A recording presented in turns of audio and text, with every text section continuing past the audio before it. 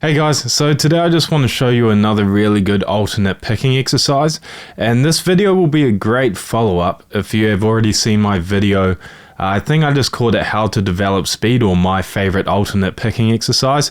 I'll put a link in the description if you do want to check it out, because that video focused on 3 very common fingerings that you're going to come across, especially if you're doing like shred style guitar and just a lot of like fast stuff basically. So those 3 positions were this one, and then we would switch to this one up here, and then this one up here.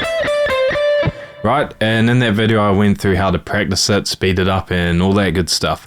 But today's exercise is going to be using those same kind of fingerings, but in a more realistic kind of scenario, and we're going across multiple strings as opposed to just staying on one like in that other exercise. So let's get into it. So starting off, we're going to be playing 12, 14, and 15 on the low E string. And you're going to notice a pattern with this exercise that we're playing a group of 3 notes on each string, and we repeat it twice. So the first 3 notes are going to be 12, 14, 15, and then we do that again.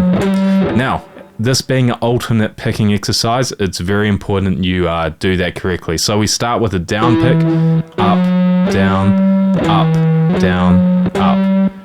Right? So you should start on the down pick and end on the up pick. Right? Then we hop over to the A string and do the exact same thing. 12, 14, 15, 12, 14, 15. Again, picking down, up, down, up, down, up. Okay, so we got... That's what we have so far. Okay, you should never be down picking twice in a row or up picking twice in a row. It should constantly, as the name implies, be alternating, right? So down, up, down, up, down, up, down, up, down, up, down, up. Cool. Now the next string, we jump down and we're going to do the more spread finger position. So we're going to go 12, 14, 16. And I want you to use your middle finger for that 14 and pinky for the 16. And we do that twice. Right? Then we do the exact same thing on the G. Okay? 12, 14, 16, 12, 14, 16. Okay, so far we have...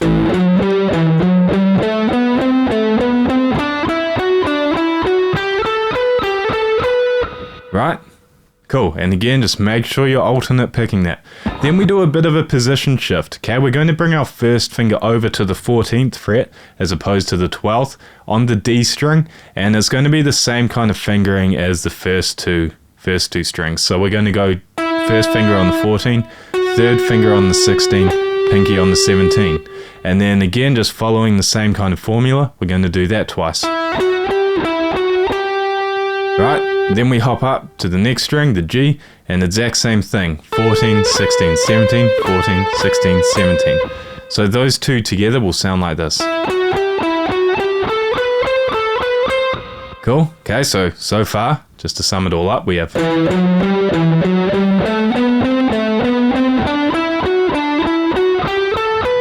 Then we do our position shift. Right? Then after that, we go back down to the one we did on the D string, and we go 12, 14, 16 twice, and then same on the G, 12, 14, 16, 12, 14, 16. Okay, so the same patterns, same notes as we did previously. Okay, so now all together.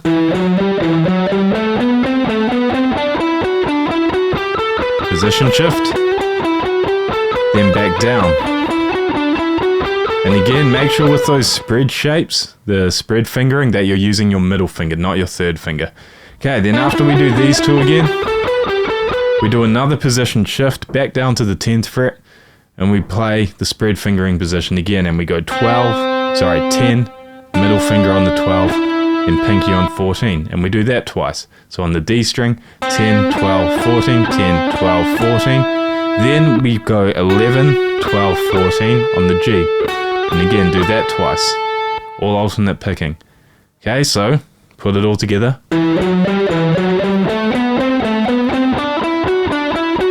Position shift to the 14. Back down to the 12. Down to 10. 11. Right? So that's what we have so far. Then to finish it off, all we do is slide to the 16. Okay, just because it's a good note to end on. Okay, no other reason. So the whole exercise in total.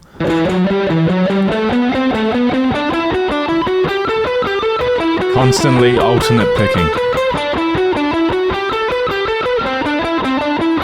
And end with a slide to the 16. Add some vibrato on it, of course. So that's the whole exercise. Now, I just want to show you a couple of things. So first thing is I would experiment. You might have noticed I was adding in palm mute. This really helps clear up notes when you're playing fast, especially. A lot of guys like Paul Gilbert will do this, but just a lot of people in general will palm mute when they're playing fast. It tends to give more clarity, but experiment. You know, you can do it open. You get the idea, or you can do it with a bit of palm mute.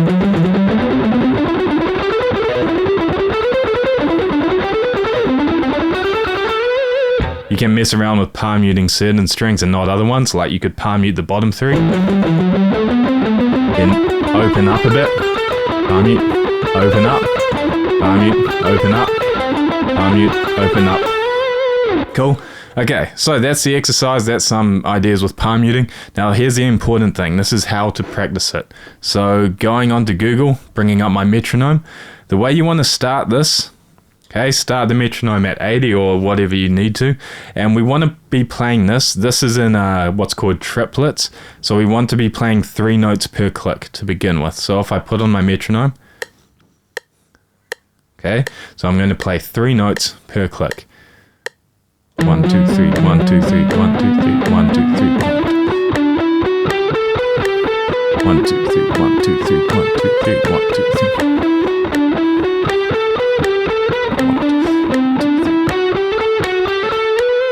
Cool, just like that. And again, focusing on clarity. You don't want to speed this up if you're playing just. Okay, this isn't fast, okay, and it'll sound terrible. No one will want to listen to you play it. Not that many people want to listen to this kind of thing anyway, but we might as well make it as pleasant for them as possible. So you would speed that up. Now, once you get that to 160, so start at 70, 80. Once you get it to 160, this kind of speed.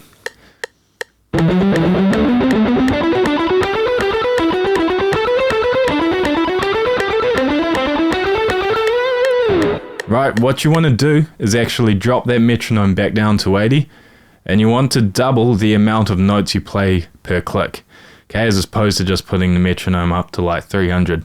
Right, so this would be 80, but now I'm going to play 6 notes per click, which is equal to 160 at 3 notes per click.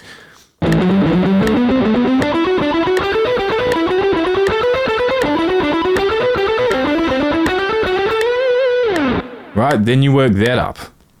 I mean, you don't really need to go a whole lot faster, but I remember my teacher actually back in the day, he told me the international thrash metal speed standard was 120 at 6 notes per click, which I don't even know what that means, but at the time I thought it was cool. So that would sound like this.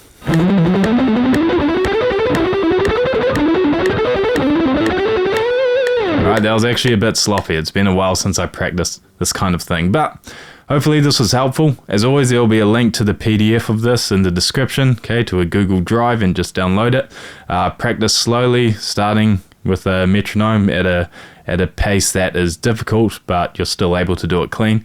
Just work your way up slowly, and you'll find doing this kind of thing is going to translate really well to when you're actually learning songs. So hopefully this is helpful. Let me know if you have any questions in the comment section, and thanks for watching, and I'll see you next time.